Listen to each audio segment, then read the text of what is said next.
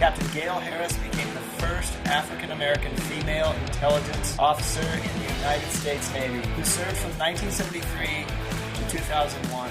Learn what movie changed her life. Listen to stories about women in combat, Russian submarines, cyber warfare, and dating Navy men. Hear how Gail overcame racism, sexism, and ridicule with an incredible sense of humor and an unshakable faith. Prepare to receive some great advice and laugh along with the Captain of Persistence on this episode of A Tale to Tell. Hello, Gail. Hey, Don. How are you? Hey, I'm great. Thank Haven't you. worked out for a couple of days, but I'm going to be good this weekend. Thank you for joining us this morning. You're very welcome. Thanks for having me. So let's go back in time. Where are you from? Newark, New Jersey. All right. And let's just dive right in. You were 5 years old when Yep, you became 5. interested in the Navy. I was. What sprouted that interest? Well, my dad was a great dad, but he had that thing, my home, my TV. When I'm home, we watch what I want to watch. So he was watching this movie, a World War II thing movie called Wing and a Prayer, starring Don Amici. And it was about the aircraft carrier USS Enterprise in the aftermath of the attack on Pearl Harbor and before the Battle of Midway, which turned the tide in the Pacific for the U.S. forces. And so just before the big battle, Don Amici got up and he gave a presentation telling the pilots where the Japanese ships were and what they looked like that they had to bomb. And so I turned to my father and I said, "That's what I'm going to do when I grow up, Daddy." And you were 5. I was 5. What did he say? He said, he looked at me and he said, "This is America. You can be whatever you want when you grow up." And when you consider he'd been in the Army in the aftermath of World War II, and it was still segregated. So there were few, if any, African-American males, black male naval officers at the time of my dream, let alone female. But yet, Daddy had this attitude that for America, dream for everybody. So he told me that, and so I knew that was, Daddy said it was possible, so it's going to happen. So you're 5 years old, you hadn't even started school yet. So was No. this something that just stayed in the back of your mind all the time? Yeah, it did. Like my dad and most of the other male members of his family had been in the Army, yet I always rooted for Navy. That's how I became a Dallas Cowboy fan, because of Roger Staubach, a star quarterback at the Naval Academy. And after he did his service in Vietnam, of course, he went with the Dallas Cowboys. Whenever Anchors Aweigh came on, I'd get up and march around the house saluting. So I'm sure my parents behind my back was saying, "Oh, this is a weird one." So Gail, let's fast forward. So you get out of high school, and did you think, well, I want to go into the Navy, or you wanted, what did your path? Well, the Naval Academy wasn't open to women at that time. Neither was, they had a kind of junior ROTC program. It wasn't the same as the guys. I think you were only allowed to do maybe about 2 years. So that option was not available to me, military-related college education. So I just went to college and, majored in political science and whatnot. And what college? At Drew University out of Madison, New Jersey. I chose them primarily because they had a junior year abroad program, so I spent my junior year studying the British parliamentary system in England, and then the spring semester in Belgium studying the European Economic Community. And in the back of my mind, that's what I wanted to do. And I got into a fellowship at the University of Denver for graduate school, and I wasn't sure I wanted to do that. In the first year, I did okay, like a B average, but the very first day that we got there, they got all of the students together, and they said, when you graduate, be prepared to get any job, even driving a taxi, because there is no job market for people who are studying international studies, which is like national security affairs. So it was a 2-year program. So my brother came home one day. He had dropped out of, Rutgers University asked him to leave. Too much partying, as you know how you guys are before you mature. And so he came home. He'd gone to the Army recruiter, and then it occurred to me. I said, "Well, there's nothing stopping me now." So I jumped up And, I was on my bed staring into space going, woe is me, I hate graduate school, it's a waste of time.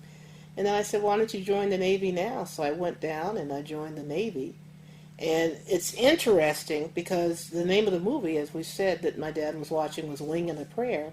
And I actually joined the Navy on a wing and a prayer because at the time I joined, the intelligence career field was not open to women, and women were mostly confined to jobs as nurses or administrative jobs. So my dream still wasn't possible. But yet there was this fantastic Admiral Zumwalt, who was head of the Navy, Chief of Naval Operations. And he opened up the Navy. African Americans were restricted, males, to jobs as messmen and stewards, which were servants. There were some exceptions, but those were the majority. And so he opened up career fields to blacks and women. And his attitude was, there was a lot of negative publicity about the Navy at that time. There were race riots on aircraft carriers. Because this was in the early 70s, correct? It was late 60s. Late 60s. Yeah, late 60s, early 70s, when Admiral Zumwalt came in. And so there were race riots on aircraft carriers. African Americans frustrated over not having equal job opportunities in the Navy. So Zumwalt's attitude was, I know we're not perfect, but why don't you join us and be part of the solution?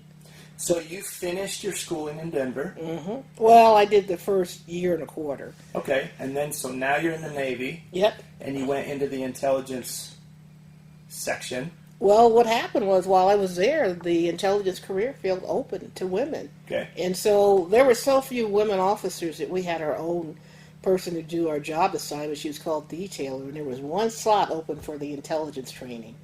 And because I had done that year and a quarter at the University of Denver, that gave me the leg up on other women who maybe wanted that slot. And you were the only woman in your class, is that correct? Well, in my intelligence training class, yes. I was the fourth woman to attend the Navy's intelligence training, and number 1, 2, and 3 were still at the training when I showed up. So let's fast forward a little bit. This will bring back some memories.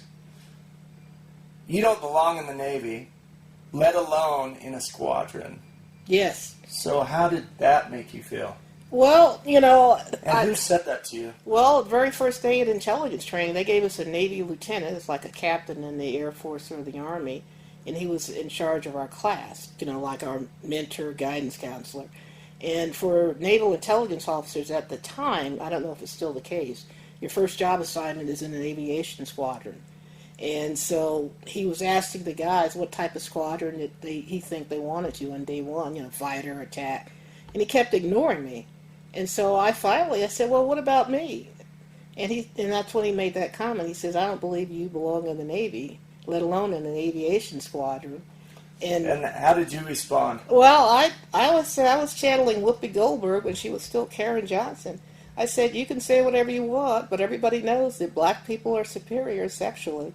And the guys in the class started laughing. Right? He gasped, and the guys in the class said, that's not true, it's Italian men. Let me take you out tonight and show you. Oh, my goodness. So that was my attitude. It was funny. I did not feel offended. I wasn't angry. I was just mouthy. Well, unfortunately, you have a wonderful sense of humor and thick skin. Well, I went home. My roommate was an Air Force woman who was going through the Air Force training. The Navy and Air Force schools were co-located at Lowry Air Force Base. You're seeing a Colorado theme showing up. Because some people say, how did you end up growing up in New Jersey and then living in Colorado? Well, my schooling, So anyway, I knew from Linda that the Air Force was sending women intelligence officers to combat squadrons. And the problem with the Navy at the time was most of the aviation squadrons, when they deployed to a war zone or an operational area, as we call it, deployed on an aircraft carrier. And at the time, there was a federal law which prohibited women from serving in combat units. So I went back day 2, and I said to the same Navy lieutenant guidance counselor, I said, why can't I go to one of the Navy's land-based aviation squadrons? I said, when they deploy to the war zone, they don't deploy on an aircraft carrier. The aircraft are too big. They deploy to another land base, so therefore the law would not apply. And I just said it just like that, and whenever the topic came up, I said the same thing. I worked very, very hard in school, And, if somebody said something that now would be considered repulsive, I was able to crack a joke, to turn it back on them. And they decided that I would be the test case for the Navy for women in combat jobs. So I broke an over 200-year tradition and was actually not just the first woman to serve or the first black woman to serve as a naval intelligence officer. I was the first woman to serve in a combat unit in the Navy. Remarkable. Absolutely remarkable. And I know you have deep faith.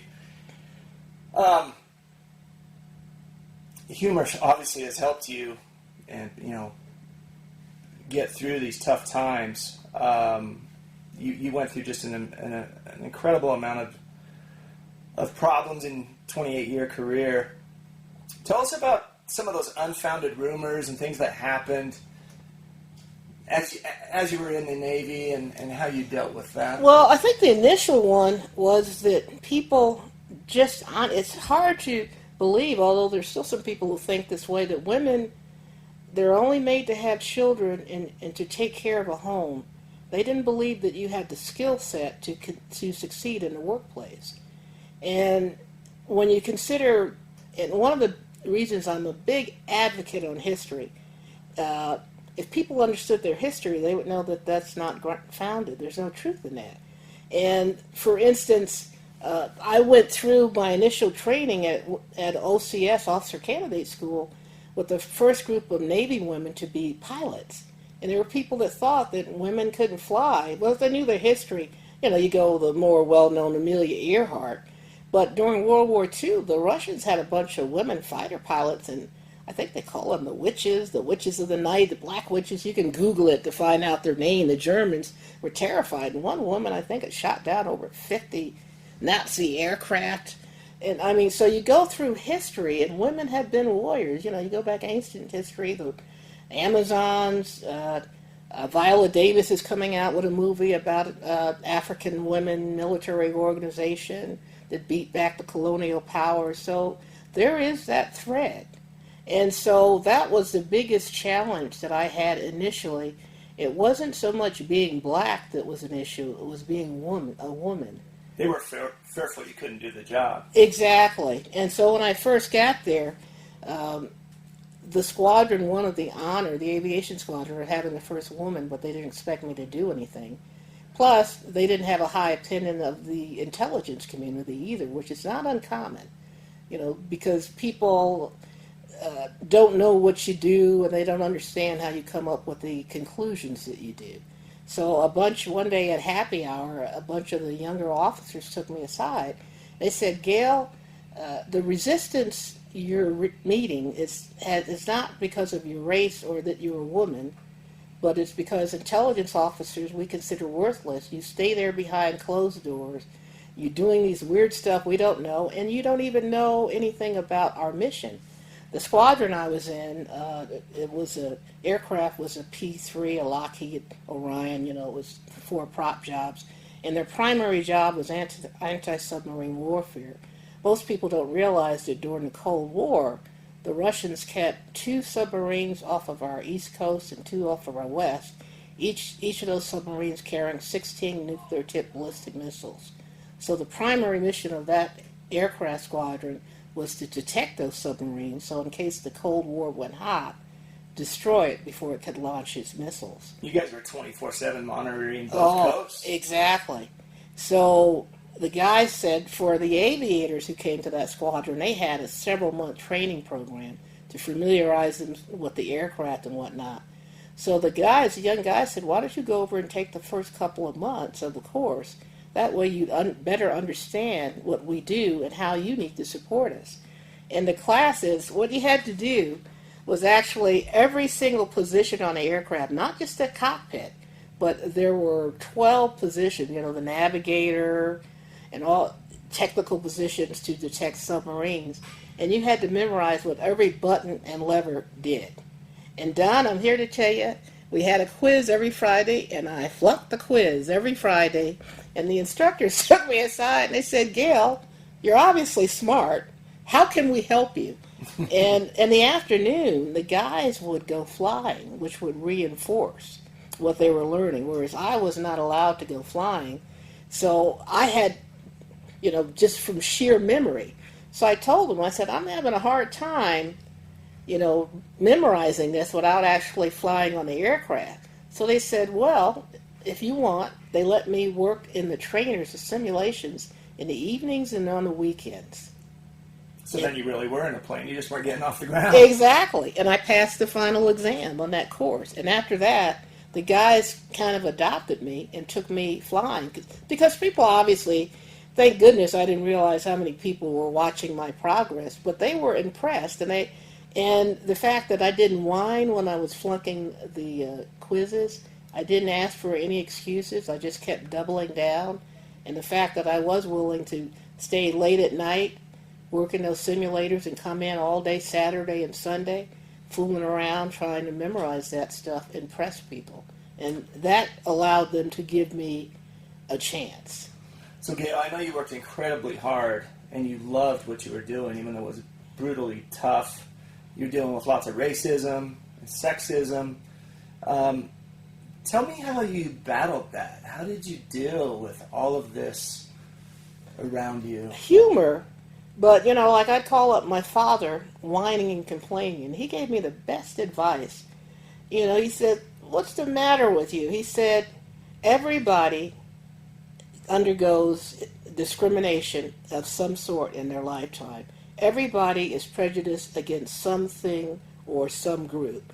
He says, if somebody has a problem with you because you're black or female, that's their problem. Do not make it yours. Great advice. So what I ended up doing, and it took a lot of, I still would kind of want to call up and whine that, but Daddy. Because he told you have two choices, right? Yeah, there's two things you can do about a problem, something or nothing.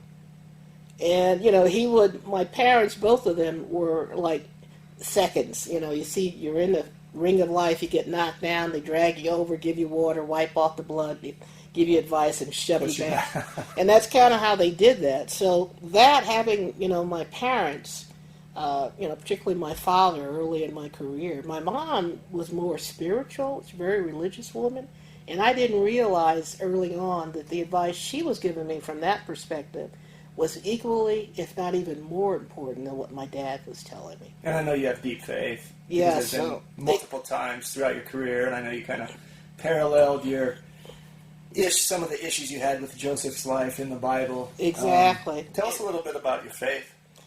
I think what I had to learn, I grew up in the African Methodist Episcopal, but for some reason I always thought that God only helped you like if he needed to part the Red Sea or something, or kill the Philistines, with a slingshot.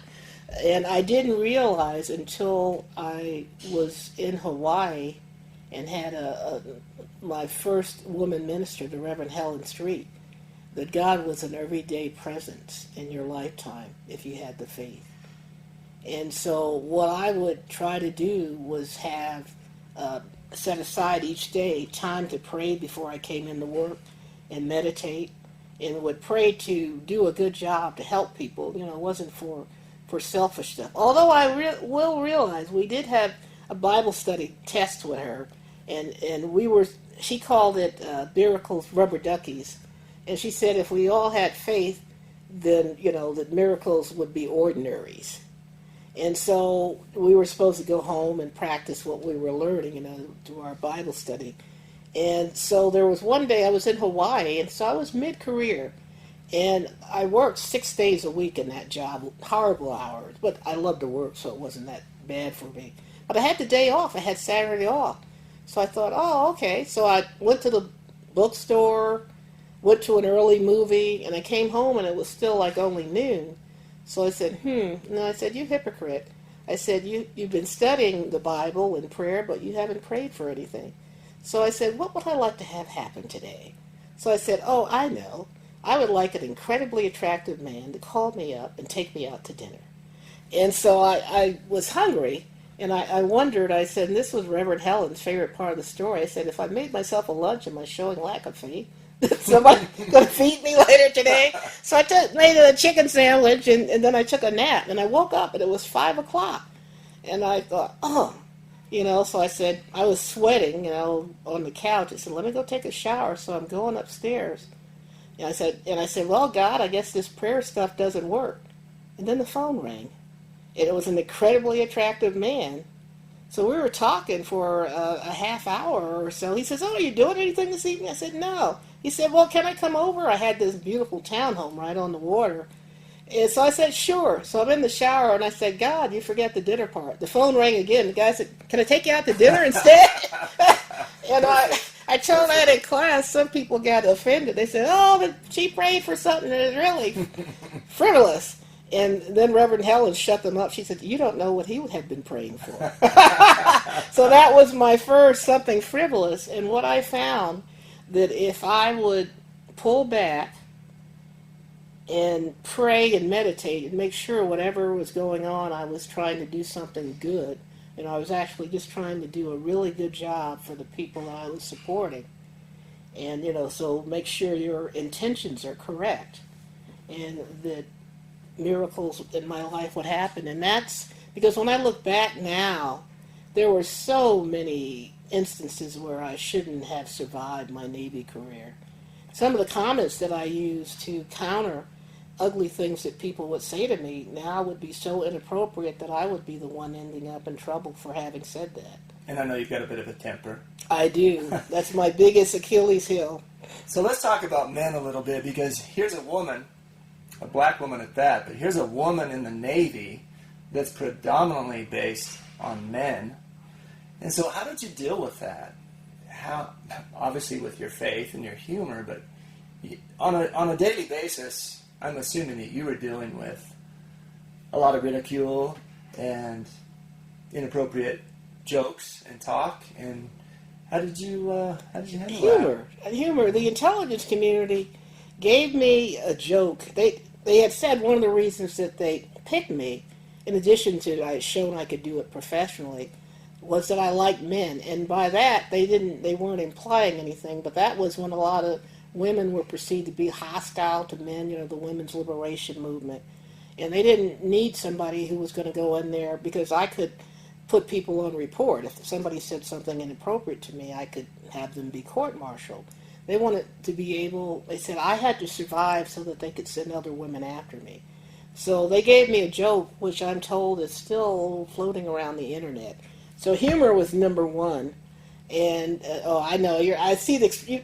Audience, you can't see Don's face. He's looking at me. Come on, Gail. Tell it. Tell it. Okay, I'll tell it. If it's too raunchy, you can cut it out. They can turn the channel. Well, when I got up to give, we had to give, think of it as a news anchor, the daily news report. And so my very first one, I said, hello, I'm Ensign Gail Harris. And in case you hadn't noticed, I'm a girl. So there's a little bit of nervous laughter. And I said, gee, guys, I sure would like to go flying with you, but then I guess I'd just be another black box. That was given to me by the intelligence community. That didn't come out of my mouth without some assistance. So that was one. Humor, I'd say I used 70% of the time when somebody, like for instance, people, would refuse to salute me, and I would salute them first, go against protocol. One young man, a young enlisted guy, against protocol, instead of saluting, came up to me and screaming. I was just walking to lunch. He said, you don't belong here. You're taking a job from a man. And I looked at him. I said, you're absolutely right, but I come from a poor family and nobody wanted to marry me. How did he respond? He kind of threw his hand at me and stomped off, but everybody just loved it. And the other thing I found, and ladies, you'll understand this, that the military men are some of the best-looking physical specimens in the world. So the only way I was able to survive as a heterosexual female was to try to ignore them. Ignore that they're not men. Just think about it. You're working in the office. Do not look at them. Do not drool. Just don't think of them as objects. They're your coworkers. And that's kind of, what I would do. I would not think of them as men. And I didn't think of myself on a daily basis. I still don't as a black female or as an old black woman or old woman. I was an intelligence officer. And I kept that mindset. And most of the time, I was able to do it. Once I got in, we'll probably talk about my physical fitness programs. Once I started that, and I get out on the jogging path, and guys were jogging with no shirt on, I did have to. I think that's why I started wearing dark glasses when I ran. Yeah, let's talk about that, Gail, because I know that you've always been into fitness. Right. And there was a period of time where you were working out so much that you just weren't seeing things change. So let's talk a little bit about nutrition. Yeah, when I was toward the tail end of my first assignment, I started having some really bad physical symptoms. I'd go to walk up, I lived on the second floor, and I would have to sit and rest on the stairs before I could even have the energy to go into my home. Severe itching, my hair was falling out. In fact, my hairdresser said, "Gail, do you have a thyroid problem?" And I said, "What's a thyroid?" And she kind of shook and quickly changed the subject. And sure enough, I kept going to the doctor for each of those symptoms, and they didn't know what was wrong. They'd say, "Okay, here." They tried to put me on nerve medicine. They said, "You're under a lot of stress because of your job," and blah, blah, blah. And the end of the story was I had a thyroid illness called Graves' disease, which is an overactive thyroid. And by the time they figured out what was wrong with me, my heart rate at rest was 130. Wow. And as you know, 60 to 80 is normal. And so they took out most of my thyroid. And from that moment on, what they didn't do, what's normal, is they put you on synthetic thyroid, because usually they guess how much thyroid they have to take out.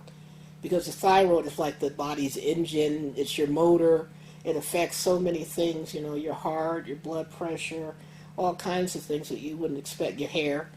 Did I say hair? We women, I talk with women that have my same thing, same illness, and we laugh. Out of all the horrible things that can happen to you, we're most concerned with our hair. Maybe that's what's wrong with me. Thyroid. So my weight started fluctuating, and no matter how little I ate or how much I exercised. So the end of the story was, it was 13 years after my surgery before they finally I found a doctor. Most of the people I saw, my coworkers and my doctor, thought I was just overeating and under-exercising. And that wasn't the case at all. So once they put me on the thyroid medication, that stopped the huge weight gain. But I had to develop a fitness program to try to keep the weight down. And I left my own devices. I was eating less than 500 calories a day. I was running 3 miles, 6 times a week, and doing all kinds of crazy things. Overtraining and undereating. Exactly. So it came time when I was coming up to get promoted to captain, and I was really, my only Achilles heel, besides my temper, was the weight. And there's only, I think, 2 people that I worked for in the Navy that I would say were bigots. And like my dad said, everybody's prejudiced, including myself. We all have biases, but there's a bigot, and what I would say is somebody that your very existence they find repulsive, and that they will go out of their way to destroy you. And I had 2, thank heavens only 2 of those, but I had one who was trying to force me out, even though I had injured my back and couldn't take the Navy's physical fitness test. Every 6 months they test you. They weigh you, and you have to do a series of, mile runs, sit-ups, push-ups, 1.5 mile run.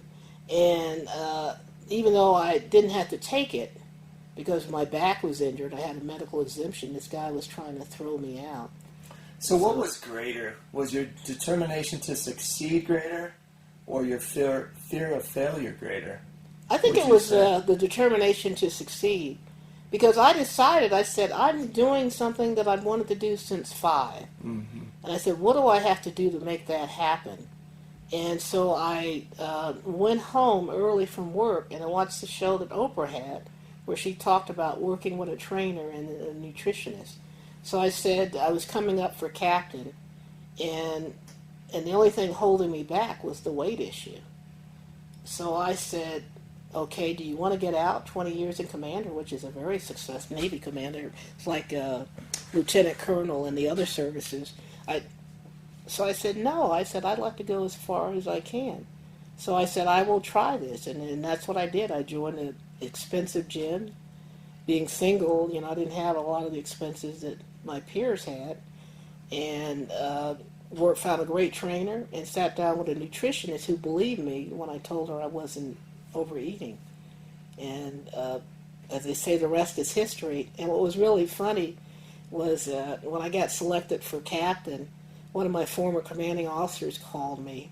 And I didn't tell the guy, the bigot that was trying to force me out, but one of the guys sharing the office, he came in, he's laughing, he said, yeah, you got to be mad. He said, but I went up to Captain so-and-so. And I said, sir, you should know Commander Harris just got selected to captain. And he said his jaw dropped, and he dropped his pencil and go, oh, that's wonderful. Good for you. Just a incredible story. I mean, your mental attitude and your faith, your persistence, your integrity, all your spiritual support, particularly from your mom, but just your own self, your dad, who was one of your greatest mentors. Let's move into kind of the ground. I mean, you became a ground war expert. Let's talk about war here. Well, more cyber. I think cyber warfare. Cyber warfare, and also you're right. Ground war. It's called, I guess, joint warfare is the best term. How all the services work together for the common good.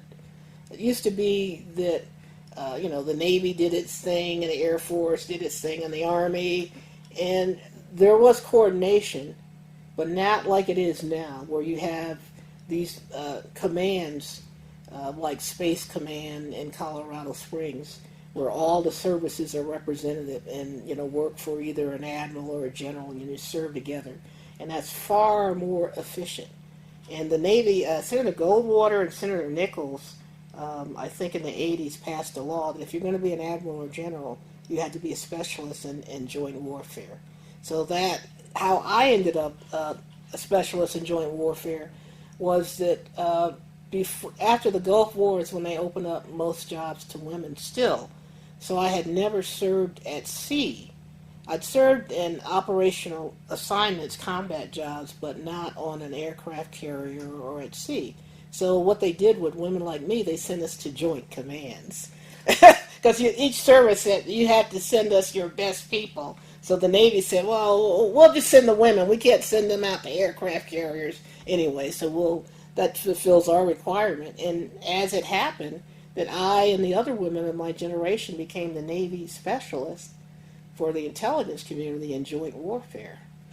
So Gail, take us inside your mind and inside your space that you're working in during cyber warfare. What might that look like in a given day of what you are envisioning and your thought processes and what your job entails for, say, that day? Okay, yeah.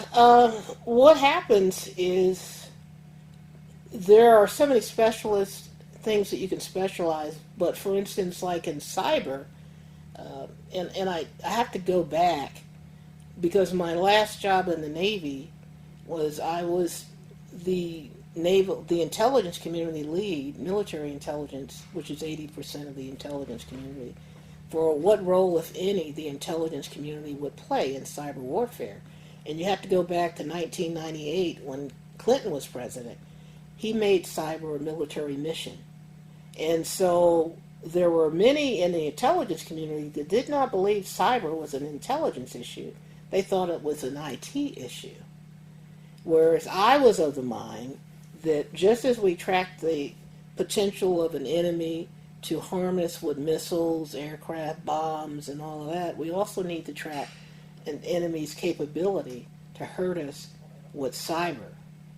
And the challenge with cyber, we can fast forward to today, is cyber and terrorism are two forms of warfare where the average citizen can be attacked by a nation state or a transnational group, and most people aren't aware of that. And in my opinion, we are in an undeclared cyber war. The last time I checked, that I had to give a presentation, just looking at the Navy, received over 100,000 cyber attacks or attempted attacks per day. And the problem is there is no universally agreed upon term of what is a cyber act of war, what is a cyber attack. So what can happen is, I think one of the things that came in the public consciousness was when Sony Movie Studios was going to do a movie, comedy about the president of North Korea that he didn't think was funny. And, they leaked email. So it can come as that, or Iran, in reaction to our sanctions, did some hacks on banks in the United States.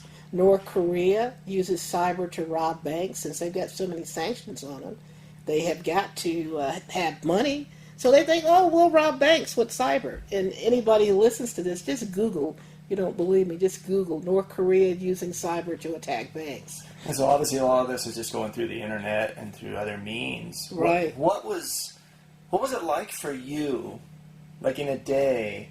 Are you sitting at a computer screen or multiple levels, or are you overseeing, I'm assuming, several people that are doing that? Yeah, I guess the best way to think about it is my second assignment. I was part of the United States 7th Fleet. Its geographic responsibility is the Western Pacific and the Indian Ocean. And think of us as their newsroom. And that you report to the military commanders everything that's happening in space, in the air, on the sea, under the sea, and on ground that would affect our national security. And I had several people working for me, including people from NSA. They get a bad rap, but I think, in my opinion, they're probably the most important intelligence agency that we have. And remind everyone what that stands for. National Security Agency. Mm-hmm. Edwin Snowden and his leaks, people have a bad opinion, but the American public owes a great deal of thanks to the work of the men and women at the National Security Agency. I can only imagine that. So here's a scenario. This is one day in the life of Gail Harris as part of the 7th Fleet Intelligence Support. I mentioned earlier about the Russians keeping submarines off our coast with nuclear-tipped ballistic missiles. So one of the things they call the submarine service the silent service, because when they're on patrol, they never communicate. They're silent. And the Russians over the years developed, early in my career, the range of the missiles was about 1,600 nautical miles, so they had to be fairly close to the coast. Later in my career, they had missiles that could go 4,200 nautical miles. So that made the problem of finding them even more difficult. So one day, I'm working, and a Russian submarine communicates. It's one with the 4,200 nautical mile weapon on it. And then it surfaces. So I'm having to tell 7th Fleet, are they getting ready to attack us? Should we destroy this thing, or what's going on? So I looked at everything, and I said, no, I think they have a mechanical or medical emergency. And so they said, well, and you have to make these decisions within seconds or minutes. Did you have, forgive me for interrupting, did you have sophisticated instrumentation that could tell if their missiles were about to deploy from the submarine? You couldn't tell if they were about to deploy, but the fact, that they were doing something that was highly unusual, unprecedented, as they say. So, the 7th Fleet guys, they said, how do you know that they're not getting ready to launch their weapons? I said, well, geopolitically, there's nothing going on right now between the United States and the Soviet Union that would indicate that they would want to attack us. And I said, then I talked with NSA, the National Security Agency, which monitors communications. I said, if they were in a wartime status or getting ready to launch, we would see a certain type of communications, which we're not seeing. And plus, they do not have to be on the surface to launch their weapons. And the comeback was, well, don't they know that we know that? Are they trying to? I said, no. And I said, now NSA is reporting we're seeing surface ships and aircraft coming to the location that we believe they're at. And that was just one day. Sure, one of the many challenges for the day. And what I will say is that there are young men and women right now, as we sit here, making these same types of decisions, and we will never know. They're the true unsung heroes. Probably better that we don't know, right? Probably not. Might not be able to sleep at night. Exactly. It's best that you don't know. For that very reason, that we send the best and the brightest to do those types of jobs. Well, Gail, there are so many things that we could continue to talk about. How is retirement going for you? Oh, I'm having the time of my life. Good. Absolutely. I'm having so much fun. I don't consider it a retirement. It's just a different stage. In fact, I'm almost as busy as when I was in the Navy.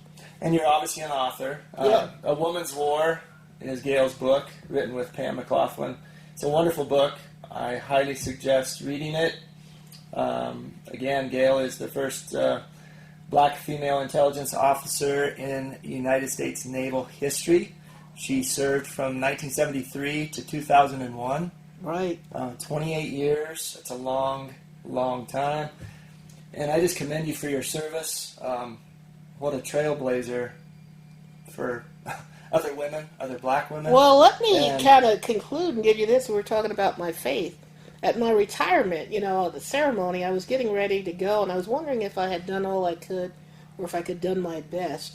And we didn't talk too much about it. My Achilles heel was my temper. When I lost my sense of humor in a situation, when somebody said or did something ugly, I'd go ballistic, go atomic on them. And what I found later was I tended to specialize in support to combat operations. And so I kind of thought of myself as my dad had taken, before I joined the Navy, my brother and I to see the movie Patton. And my dad said there were two, from his perspective as a former enlisted guy, there were two types of leaders. There was the politician diplomat, the Eisenhowers and the Marshalls. And then he said there was the old blood and guts like Patton.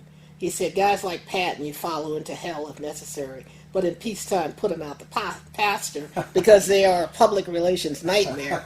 So I kind of consider myself as the Patton type personality intelligence officer. Not saying that I'm as great as he. No. I mean, I had that same type of, fiery temperament and war, lead follower, get out of my way. And so I said I had to be at peace with that. So I turned on the TV to watch CNN. At the time, most intelligence officers always keep the news channel going. And they said that they were going to go to a commercial. And it was an update about 2 missing nuns who had been kidnapped, I think, in Afghanistan. And the name of the news segment was Wing and a Prayer. And the commercial was the movie Patton. Was coming on later in Coincidence? the day. I think not. Do not believe. And then I thought about it. My parents both were born and raised in Alabama. My dad was born in Enterprise, Alabama, which was the name of the aircraft carrier. Of course, in that movie long ago, Wing and a Prayer. My mom was the youngest of 12. All her family had been, she was born in Andalusia, Alabama. The only one. Everybody else had been born in Midway. Interesting. And so it just continues, and I look, and I see that my life had a path, and it was my destiny. There's no doubt in my mind that I was born to do what I did. I absolutely believe that, especially starting out at 5 years old and not having a plan B and just sticking to your guns. Your tenacious spirit and fortitude and grit, perseverance, your unshakable faith. I have great admiration for that, and just commend you for all of your service. Well, thank you. And I'd like to say to the listeners, if you have a dream, a deep-seated dream, that's your destiny. And if you walk by faith, not by sight, walk toward that, you'd be amazed what will happen in your life. Amen. I agree. Well, Gail, I'm honored and privileged to have you here, and I will see you around. Well, thanks, Don. Thank you. I like hanging out at your gym. We like having you here. Thanks again, Gail. You're welcome. This podcast is brought to you by the popular books Wellness Toolbox 1 and 2, as well as 30 Greatest Weight Loss Tips. Get your copies today at local Durango businesses such as Nature's Oasis, Durango Natural Foods, James Ranch Market, Fit 247 Gym, and on Amazon.